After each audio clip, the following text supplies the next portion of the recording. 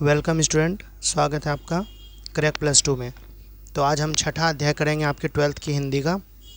भगत सिंह ये लेखक हैं, इसके ये एक पत्र लेखन और निबंध दोनों विधा है ये, और इसका नाम है एक लेख और एक पत्र। तो पहले हम लोग भगत सिंह का इंट्रोडक्शन देख लेते हैं, वीडियो का पहला पार्ट है।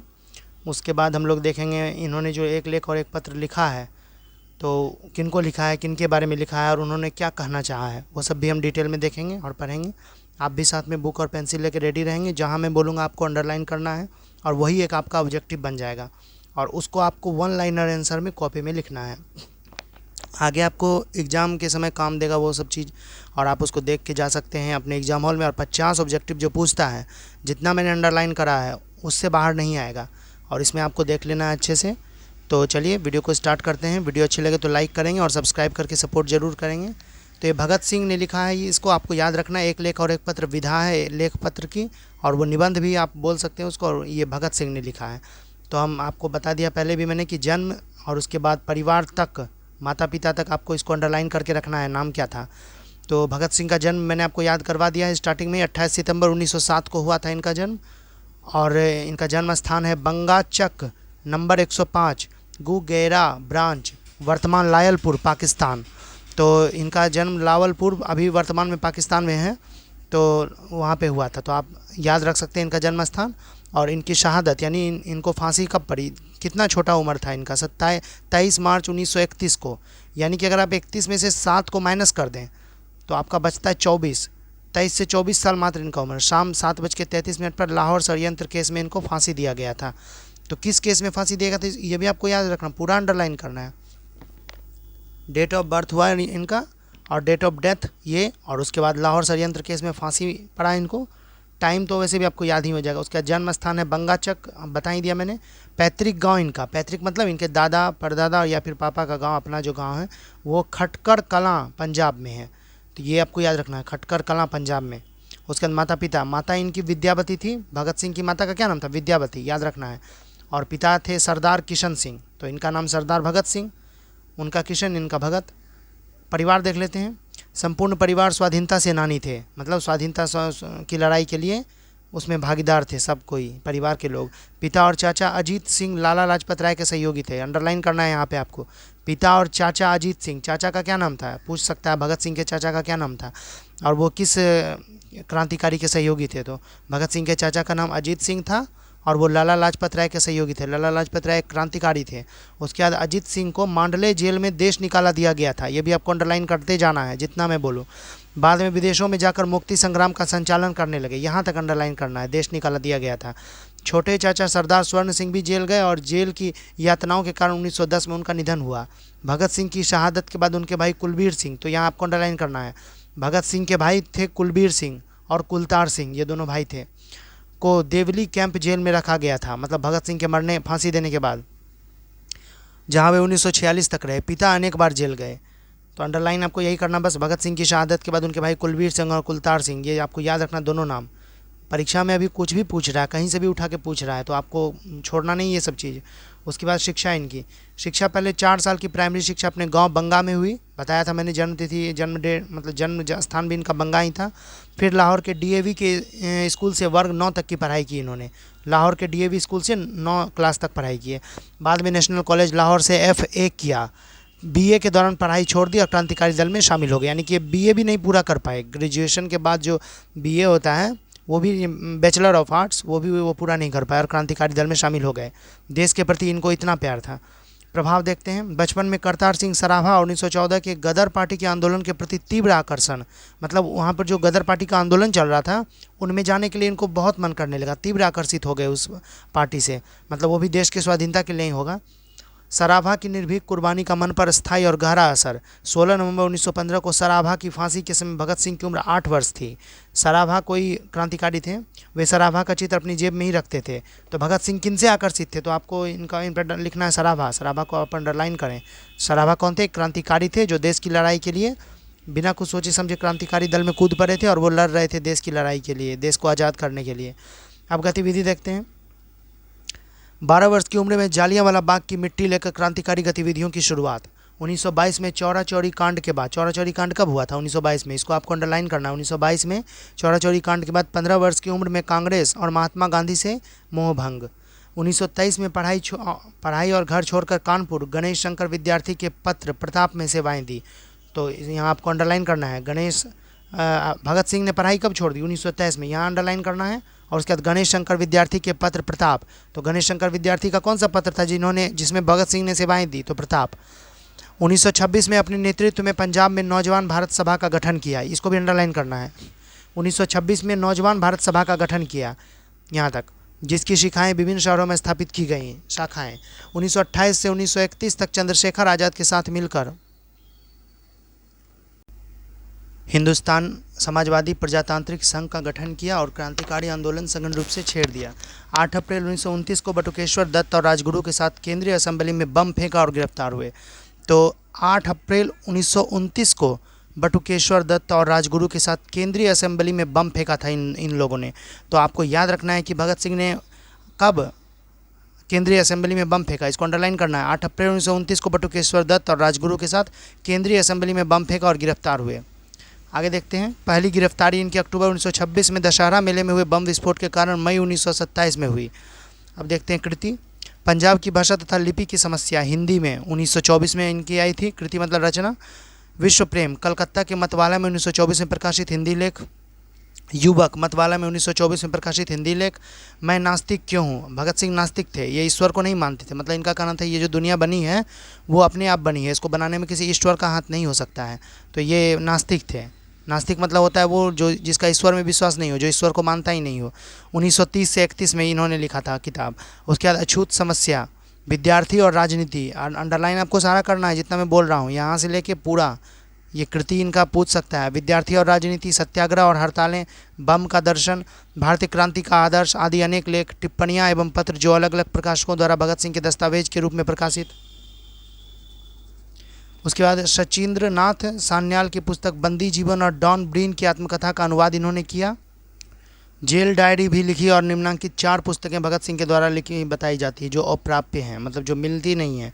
समाजवाद का आदर्श, आत्मकथा, भारत में क्रांतिकारी आंदोलन का इतिहास और मौत के दरवाजे पर। तो ये आपको याद रखना है, समाजवाद का आदर्श से लेकर मौत के दरवाजे पर, ये चारों किताब इन्होंने लिखी हैं जो मिलता बहुत कम है। अमर शहीद भगत सिंह आधुनिक भारतीय इतिहास की एक पवित्र स्मृति है। भारत राष्ट्र के लोकमानस में उनकी युवा छवि अमिट होकर बस गई है। अमिट मतलब जो कभी मिटे नहीं। देश की स्वतंत्रता के लिए अपने प्राणों का बलिदान, मैंने आपको बताया भी था, मात्र 24 वर्ष की उम्र में इन्होंने हंसते हंसते अपने देश के लिए जान कुर्बान कर दिया। इनको फांसी दिया गया था मात्र 24 वर्ष की उम्र में। बलिदान कर देने वाले हजारों लोगों तथा लाखों स्वाधीनता सेनानियों की प्रेरणा और उत्सर्गपूर्ण कार्यों के वे स्थायी प्रतीक और प्रतिनिधि हैं। उनके कार्यों और उनके बलिदान ने जनता के हृदय में सदा सुलगती रहने वाली राष्ट्रीयता की ज्योतिर्मयी चेतना का निर्माण किया है। राष्ट्रीयता, देशभक्ति, क्रांति और युवा शक्ति के वे प्रेरणा पुंज प्रतीक हैं। यह अमर पद उन्होंने लगभग 23 वर्षों में ही हासिल कर लिया था और 24वें वर्ष में उनको फांसी पड़ गई। तो जिस उम्र में लोग अपना लाइफ को देखते हैं, अपना ज़िंदगी बनाते हैं, उस उम्र में ये देश के प्रति कुर्बान हो गए थे। देश को आज़ाद दिलाने के लिए इन्होंने अंग्रेज़ों को भगाने के लिए हर हथकंडे अपनाए। आखिरकार इनको फांसी तो पड़ गई, लेकिन अगर ये और दिन जिंदा रहते तो शायद 1947 से पहले ही भारत आज़ाद हो गया होता। स्वाधीनता सेनानी के परिवार में जन्म पाकर उन्होंने बचपन में ही देश की स्वतंत्रता के लिए मर मिटने का अविस्मरणीय पाठ पढ़ लिया था। उनके भीतर इच्छा, संकल्प, विचार और कर्म की सुदृढ़, अजेय और अमोघ शक्ति थी। बचपन से लेकर उठान की युवावस्था की शहादत तक का उनका इतिहास यही साबित करता है। देश और जनता की स्वतंत्रता के लिए अपराजेय संघर्ष तथा सामाजिक समानता, न्याय और सबकी खुशहाली पर टिकी समाज व्यवस्था के लिए क्रांति के स्वप्न के रूप में उन्हें ऐसा कुछ प्राप्त हो गया था जिसके आगे मृत्यु बहुत छोटी और तुच्छ पड़ गई। मतलब इनको देश की खुशहाली और समाज व्यवस्था के लिए क्रांति इनको ज़्यादा अच्छा लगता था। अगर इनको डर नहीं था मृत्यु का, इनको नहीं लगता था कि हम मरेंगे तो कितना दर्द होगा, क्या होगा, तो ये उसको छोटा सा वस्तु मानते थे। मतलब कि मरना तो नॉर्मल सा बात है इनके लिए। और उसके लिए पहले इन्होंने देश की जनता और उनको स्वतंत्रता दिलाने के लिए काफ़ी संघर्ष किया।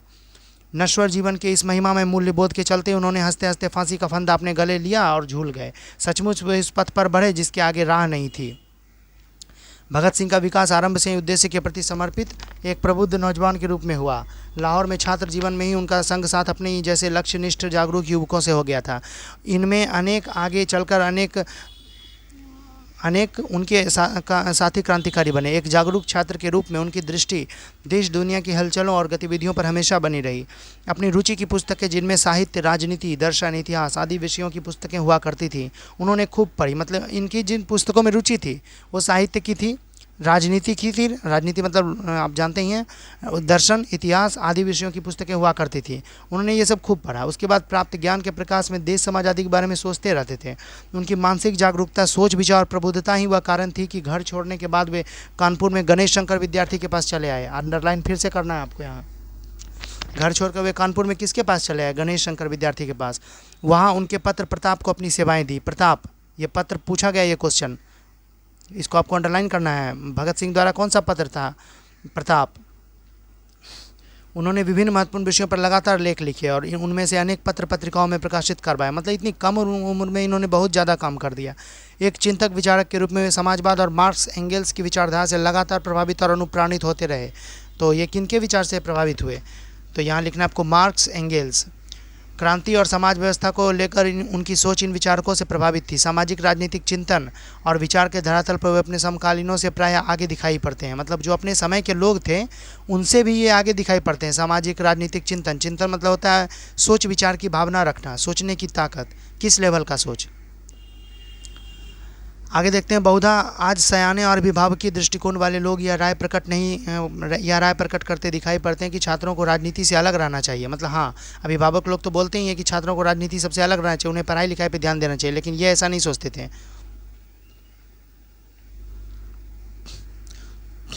उनका काम पढ़ाई करना और अपनी योग्यता बढ़ाना है, राजनीति में उलझना नहीं। गोया राजनीति का पढ़ाई से कोई स्थायी वैर विरोध हो।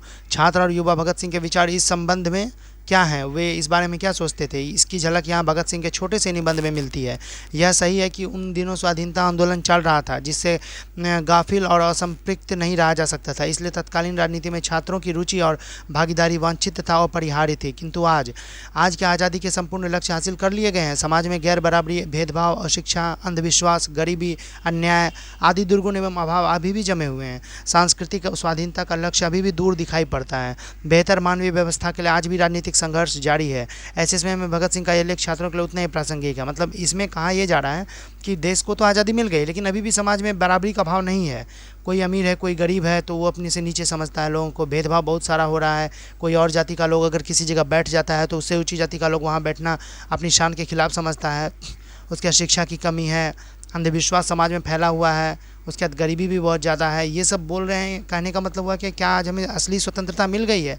हम तो अभी भी गुलाम ही हैं एक तरह से देखा जाए तो। आगे देखते हैं, दूसरे और अपेक्षाकृत अंतरंग पाठ के रूप में यहाँ अपने घनिष्ठ क्रांतिकारी मित्र सुखदेव के नाम भगत सिंह का ऐतिहासिक पत्र प्रस्तुत है। मतलब भगत सिंह ने किसको पत्र लिखा था? उनके मित्र सुखदेव को। यह आपको अंडरलाइन करना है, ये बात आपको याद ही रख लेना है कि जो छठा चैप्टर आपके बुक में वो एक लेख और एक पत्र है, वो तो आप याद ही कर लिए होंगे। उसको लिखा भगत सिंह ने, ये भी आपको याद होगा, लेकिन किसको लिखा? डायरेक्ट याद रखना है सुखदेव को। अंडरलाइन नहीं भी करें तो ये आपको नाम याद रहना चाहिए, ये क्वेश्चन पूछ सकता है। क्रांतिकारी भी मनुष्य होते हैं जिनके पास भावनाएं और विचार होते हैं। उनके मन होता है जिनमें कई तरह की उधर-बुन चलती रहती है। उनके मानसिक जीवन में अनेक उतार चढ़ाव आते हैं। संकल्प विकल्प से भरे अनेक सबल और दुर्बल क्षण आते हैं। इन सब को देखते समझते हुए उन्हें अपने उद्देश्य और लक्ष्य के प्रति निष्ठा और विश्वास को बनाए रखना होता है। भगत सिंह और चंद्रशेखर आज़ाद के नेतृत्व में क्रांतिकारियों का संगठन काम कर रहा था।